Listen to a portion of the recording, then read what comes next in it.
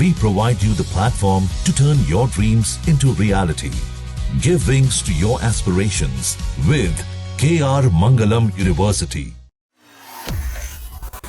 ATM से हम सब ने सिर्फ बैंक में जमा पैसे ही निकाले होंगे, लेकिन अब पीएफ का पैसा भी एटीएम से निकल सकता है।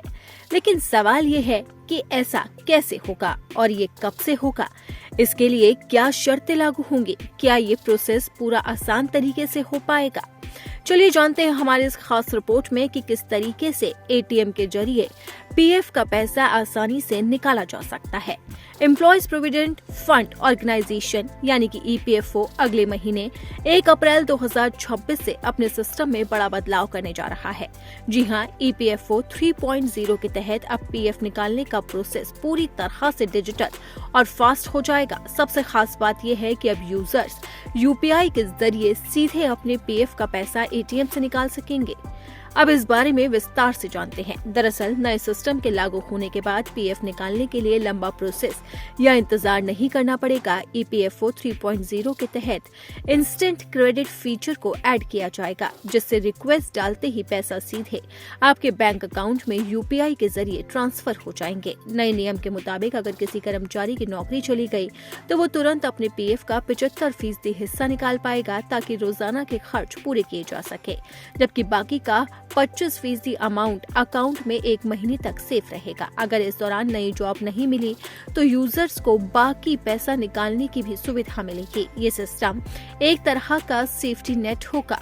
अब जानते हैं कि एटीएम से कैसे पीएफ का पैसा निकल सकता है। इसके लिए सबसे पहले ईपीएफओ पोर्टल या उमंग ऐप ओपन करना होगा। इसके बाद यूपीआई विड्रॉल का ऑप्शन सिलेक्ट करना होगा। निकालने वाली राशि पर आप एंटर करें। इसके बाद यूपीआई पिन डालकर रिक्वेस्ट वेरीफाई करें। पैसा अकाउंट में आते ही यूपीआई सपोर्टेड एटीएम पर जाए।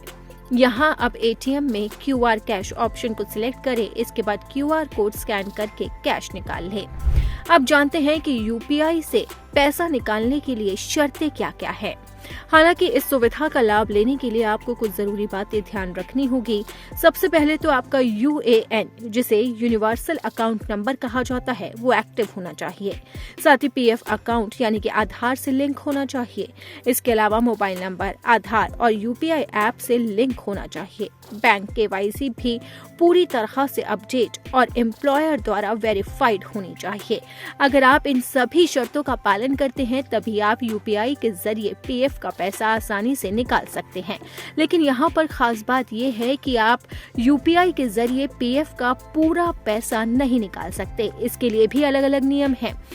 ईपीएफओ ने तय किया है कि अगर आपकी नौकरी चली जाएगी तभी आपको पीएफ का 75% हिस्सा दिया जाएगा, लेकिन उसके अलावा पीएफ का आप पूरी तरह से पैसा एक बार में नहीं निकाल सकते हैं।